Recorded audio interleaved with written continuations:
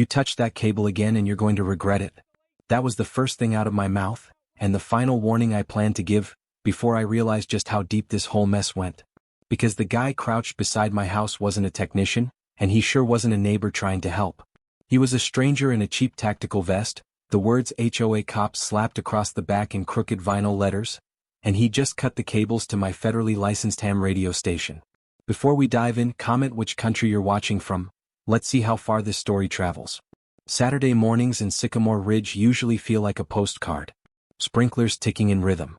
Lawnmowers chugging awake. Kids wobbling down sidewalks on bikes that still squeak. But that morning? Silence. My radio, normally a steady hum of chatter and static, had gone dead mid-transmission. 1 second I was talking weather patterns with a storm spotter 2 states over. The next, my needles dropped flat and the faint scent of burned insulation curled through my office window. Equipment doesn't fail that cleanly unless someone helps it fail. I stepped onto the porch and there he was, a man I'd never seen, wearing a vest that looked ordered from the bargain bin of the internet. His sunglasses couldn't hide the guilt. The cable dangling from his cutters was still swinging like it hadn't accepted its fate yet. "Morning," he said, trying way too hard to sound official. "You're in violation of neighborhood guidelines. Unauthorized installation." I stared at him. "You just cut a federally licensed communications line." His mouth twitched. "I was told to handle it." "By who?" He hesitated, then said the name I expected, Linda Grant. HOA president. Self-appointed queen of the cul-de-sac. A woman who honestly believed a clipboard and a Facebook group made her more powerful than the county itself. She'd been after me for months, letters, fake violations, illegal fines. First she called my radio setup ugly. Then dangerous. Then some kind of community threat. But she never understood what the tower was, a registered emergency relay point. When storms took down cell towers, when power lines snapped, when the county needed a backup, I was the guy they called. And Linda just didn't like the view. I nodded toward the severed cable. "You know that's federal property, right? That's a felony." His bravado wavered, then returned with a shaky spin of his cutters. "The HOA has jurisdiction. Not over the FCC." He scoffed. "Buddy, you don't know who you're talking to." "No," I said, stepping closer. "You don't know what you just did." His smile faltered. But he didn't back down. He stood there like the plastic badge on his chest meant something. "I'm not leaving," he said quietly. "I'm following orders." I stepped right into his space and grabbed his wrist. "You move that blade again and you'll wish the law got to you before I do." You can't threaten an officer," he stammered.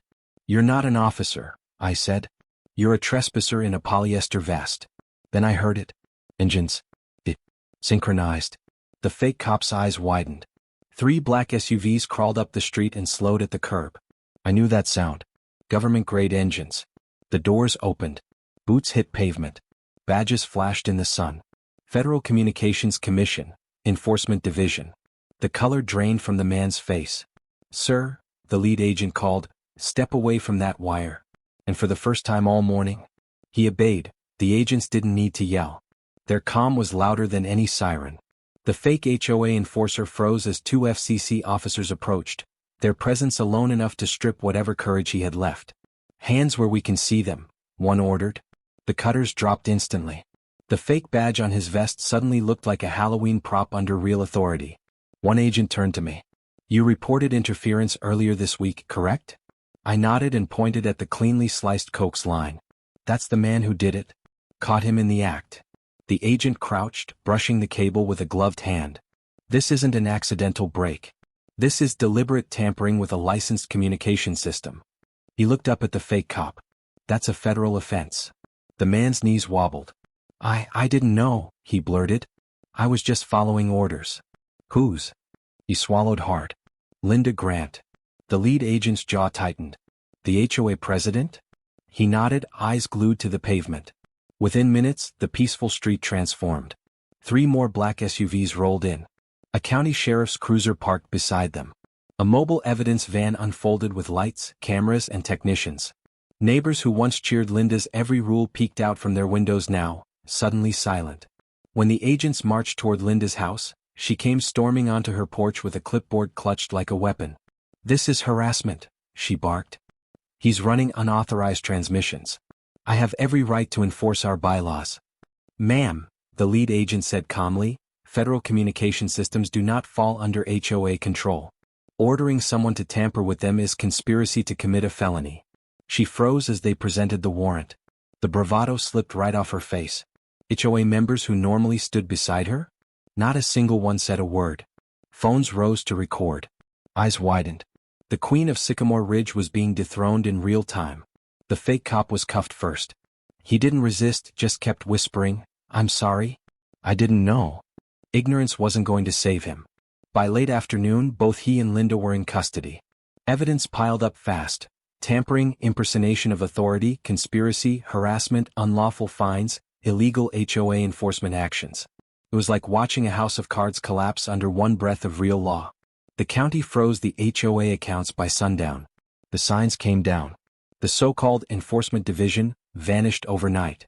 Neighbors finally breathed for the first time in months. But the story wasn't done. Not for me.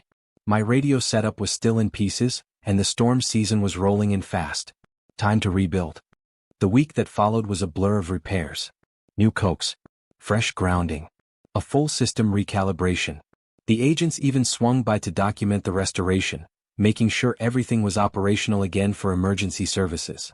When the final connection clicked into place and the hum of my equipment returned, it wasn't just sound, it was victory. That night, a thunderstorm rolled over the county. Power flickered. Cell towers wavered.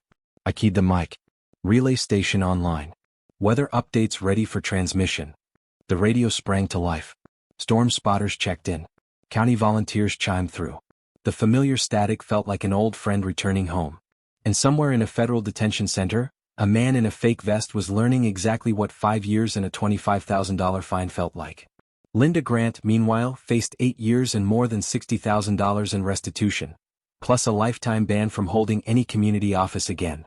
Sycamore Ridge slept easier without her shadow looming over it. People waved when they passed my house now. Some apologized quietly for ever believing her. Most were just relieved the chaos was gone. I stepped outside and looked at the tower against the stormlit sky. It stood steady, stronger than before. Linda tried to silence it. Her fake enforcer tried to cut it down. But you can't tear apart what keeps a community connected, not without consequences. And that's how a cheap vest, a pair of cutters, and one power-hungry HOA president learned a lesson they'll never forget. When you mess with federal lines, you cut your own freedom.